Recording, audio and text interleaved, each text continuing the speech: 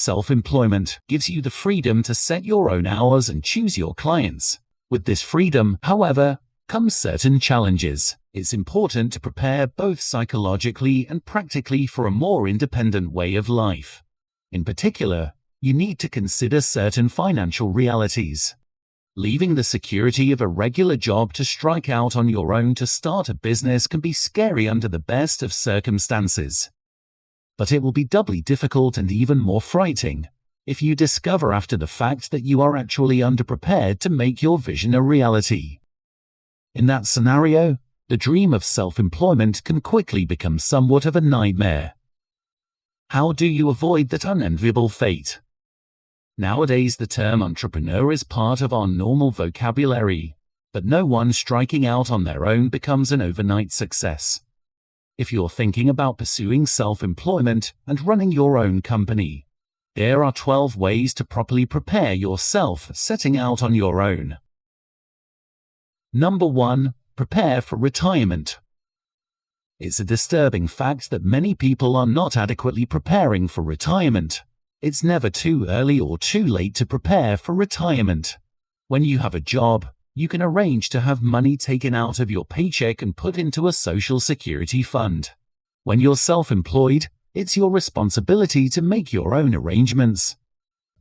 There are several ways to approach this. You can set up your own retirement account.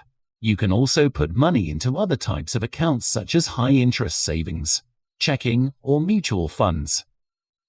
The important thing is to be consistent about saving for retirement. Number 2. Build a financial buffer.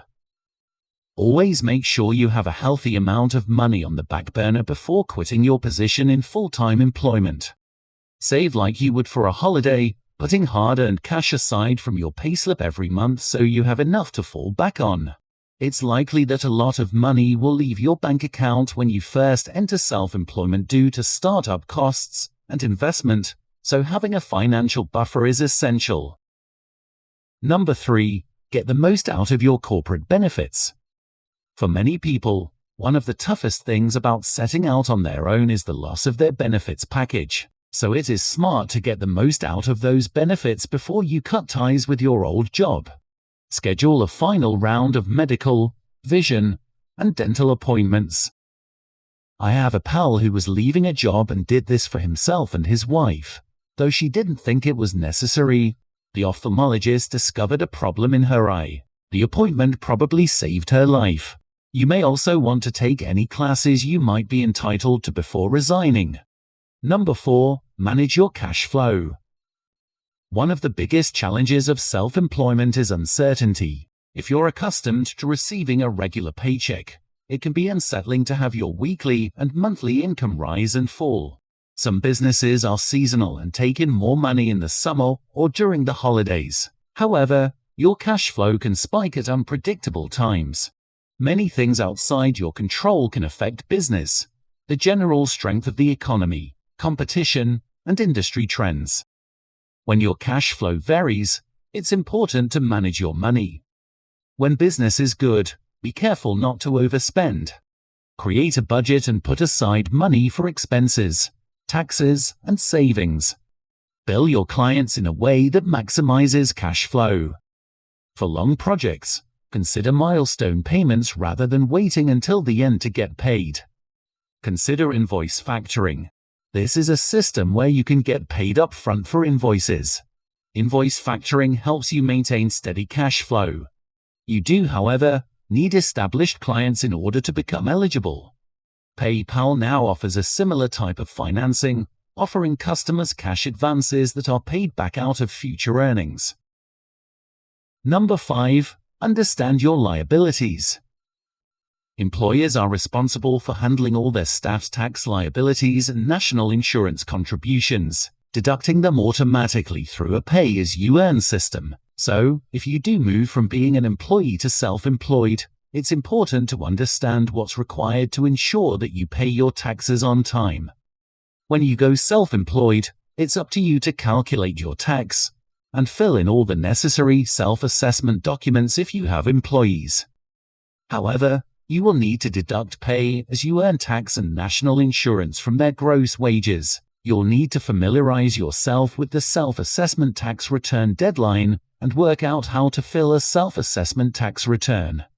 You'll also need to know when to make payments and how to go about it. Number 6. Do extra research. Of course, you will do research as part of your business planning. But what I'm suggesting is that you do even more research. Let's imagine that your dream is to open a breakfast place and you found a great location. But do you really know the history of that location, or what the landlord is like? What if 3 restaurants have come and gone from that spot in the past few years, or the landlord is forever being sued? The point is, you can never know too much about the business you are going into. Make sure you have covered every base, brainstormed every scenario, and performed all your due diligence. There will be surprises as it is, so the last thing you need are problems that could have been prevented by asking a few pertinent questions. Number 7. Increase savings. This should be our most important item on our to-do list. We definitely want to increase our savings before making the switch. You would want to be prepared just in case there is an absolutely horrible month of income. You would also like to have very limited debt, or just no high-interest debt. We will be fine with saving the money and not paying it off if the interest rate is 0%. Luckily, at this moment our income is high and our expenses are relatively low. Number 8. Be super smart about money. Believe me, your new venture will take longer and cost more than you anticipate. If it only breaks even for the first year, can you survive? What if the build-out costs more than your budget allows?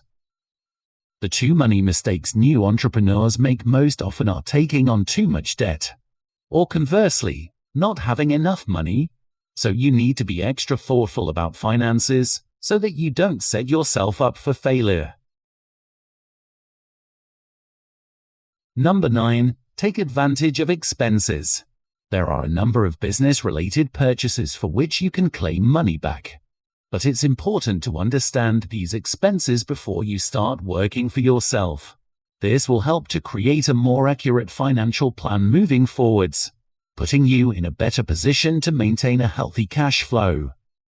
You also need to list these expenses accurately on your self-assessment tax return, citing the type and amount so the taxman can reimburse you accordingly. Number 10. Keep your expenses low. In order for you to prepare financially to have quit your job, you have to make sure you have insanely low living expenses. You should be able to cut off a lot of personal expenses and always have it in mind that you are getting a business off the ground.